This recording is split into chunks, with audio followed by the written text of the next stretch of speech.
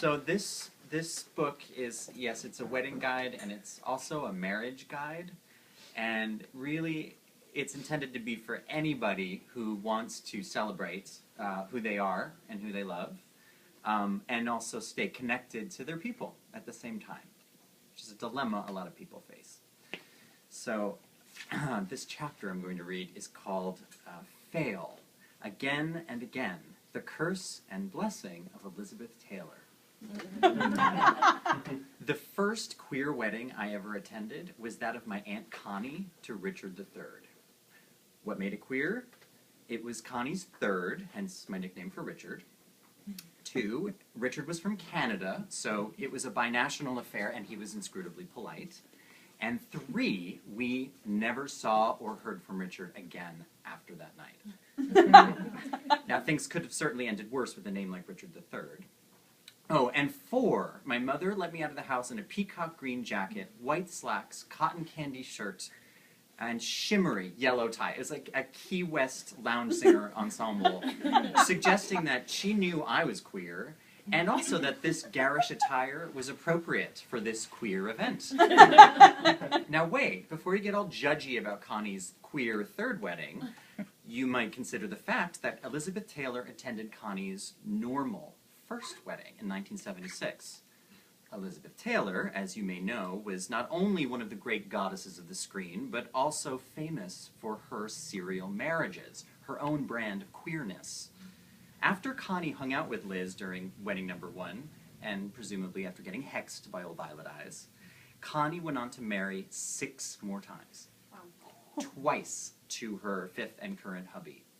You might recall Ms. Taylor did just such a thing.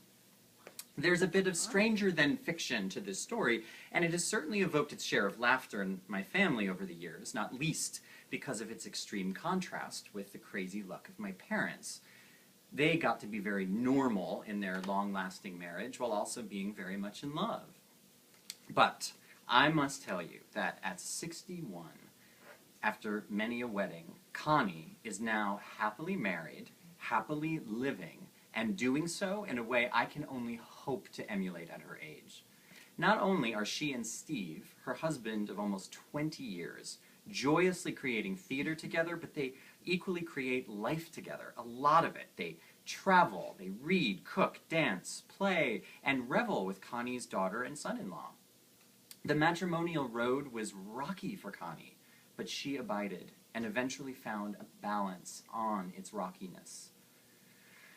Unfortunately for Elizabeth Taylor, she began getting married in 1950, when what I call wedding anxiety disorder, or WAD, W-A-D, was at a peak for American ladies. Wedding anxiety derives from a history of kinship that has been less than kind to women. Described by anthropologist Claude Lévi-Strauss as women being shuffled between clans, or as I say, dragged out by the hair by one man and thrown at the feet of another. This traumatic history permeates modern society and modern women who even today receive messages that if they don't get hitched before they're, 25 or something, they're done for. This social norm has had the power of a malicious dictator or vicious virus. It infected its way into Liz's head, who transferred it to Connie years later. And as with any oppressive norm we internalize, it took years for them to free themselves from it. Though WAD still lingers on, we now acknowledge it, sometimes playfully. Does Beyonce's song, Single Ladies, ring a bell?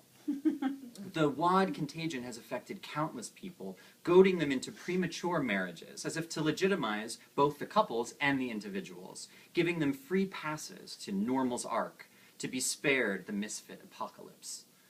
Under this pressure, one is expected to nab the first person who seems promising, sort of close her eyes, cross her fingers, and invite everyone she's ever met to watch her prepare for eternal normative bliss, tightly holding her eyes closed and fingers crossed, even after the limousine pulls away.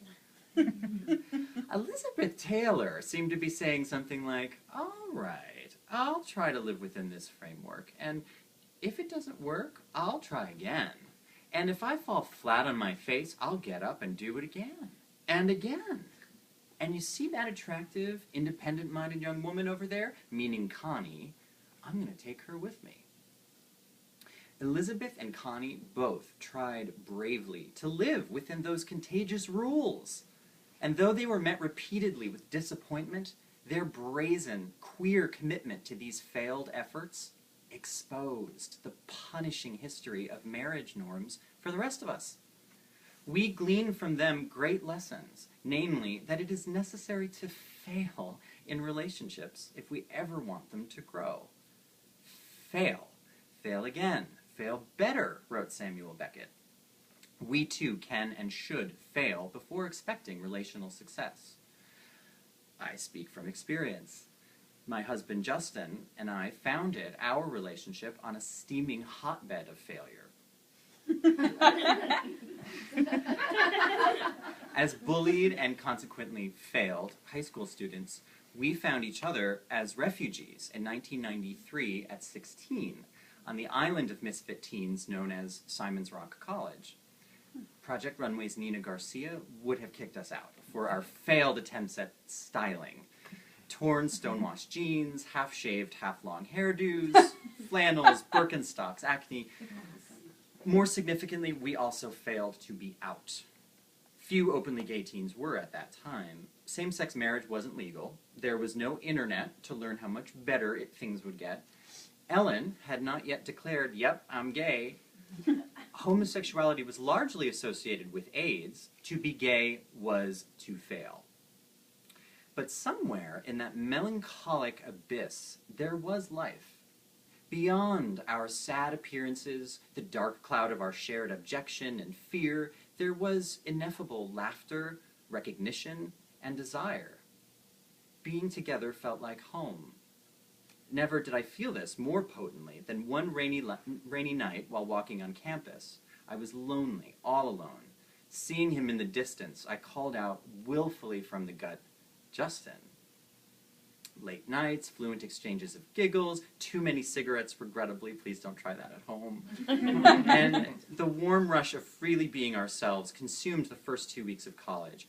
And as with most things done as a teen, we did too much too soon, and when Justin bravely tried to take things further, while sitting on a rock one fateful night, saying, "I guess I'm attracted to you," my inner bully quelled our queer pleasure like a first responder to a disaster. I had an emotional breakdown, fail. I was sent home, double fail. Justin was advised not to talk to me by the dean, and so he didn't. Triple axel fail. It would be 6 years before we'd speak again. And the years between 16 and 22 are fertile for failing, again and better.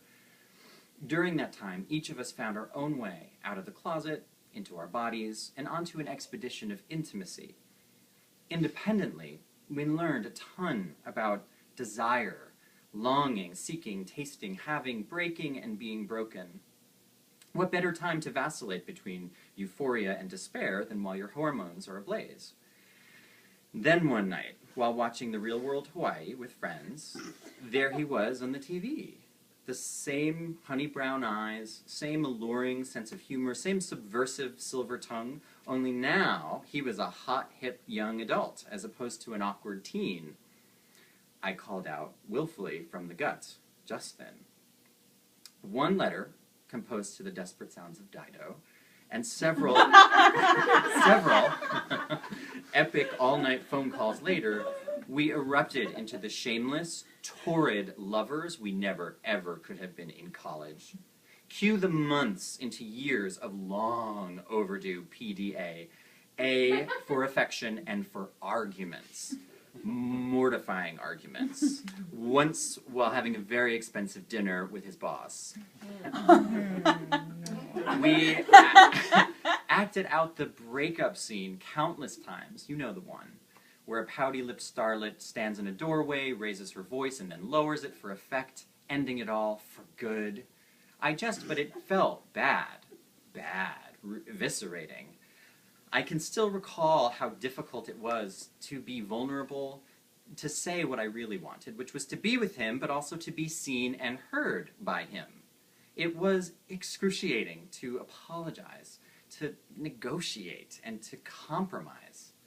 But whenever we did, we were that much more able to tolerate the other's nagging flaws. This is what psychotherapists refer to as rupture and repair. Only then could we find our way back to the late-night sanctuary we had founded at 16.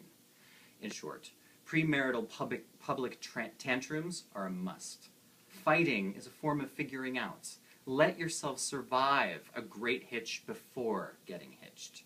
Now, had we been straight, our adolescent love play might have occurred by day, without shame, to tear us apart, and our mutual feelings easily could have skyrocketed us prematurely into marriage, an impulsive limo ride to nowhere. After all, the high school sweetheart scenario my parents modeled for me was absorbed into my mind as the epitome of normal, and therefore desirable. They were wed at 22, and having been one another's first love, and somehow remained laughing, kissing, and dancing until the day my dad died. But you, me, and the statisticians all know that though my parents inhabited a normative marriage, straight, kids, loving, liking, lasting, they were and would in fact still be outliers among couples. By inherently failing to be normal, or rather by virtue of being gay, Justin and I were arguably protected from the inevitable disappointment of unmet expectations, of not being my parents. Our queerness provided us an open, unexplored field through which to blunder, make discoveries, and sculpt out space. Our space. Don't try to emulate the normals in your life. Those happy few who made it, got away with it, and did not seem to fail, and posted on Facebook incessantly. This will only be in vain unless, of course, you alone are the anomaly who consistently wins the stuffed toy from that machine with the vexing claw. I did not look to my parents for a roadmap to plan our wedding, nor am I sharing such a thing with you now. Though I certainly invite you to consider the good fortune of my parents' traditional romance, this being a book inspired by queerness, I instead direct your attention to the trials of Aunt Connie, by proxy of Liz Taylor. Eve Sedgwick, the queen of queer theory, called this type of inherited wisdom the avuncular, a relationship with aunts, uncles, adult relatives who are not parents directly above you in the family tree, and who may represent non-conforming sexualities. Connie took a lot of heat during her years under the Liz spell, and I surely feared association with her as a result. But as I grew older, recognizing my inevitable bad fit in a normative world, I saw her journey anew. I appreciated the necessary boldness of dreaming, trying, taking risks, and sometimes separating from the pack to seek life, even at the cost of ridicule. I learned the exquisite beauty of failure, the permission it gives you to try your wings, to fall again, and in falling better, to fumble your own way into flight. Failure forces you to take your own side, to love yourself better, and to increase your capacity for loving other people. Fortunately, our social customs continue to evolve, providing more room for fumbling. However discouragingly slow the process, compare Elizabeth Taylor to contemporary screen goddess Julia Roberts, who was engaged a handful of times, but only married twice. There is more opportunity now for women in particular, but for us all, to experiment, to make bids for love, to get rejected and fall flat many, many times before marriage is even considered. And we have the brazenness of women like Connie and Liz in part to thank for this freedom. Our marriages don't have to be social traps. They can set us free. They need not hide us, but can instead expose our desires and choices. They needn't sedate us, but can wake us. And all of this becomes possible if we have room to fail before we fly.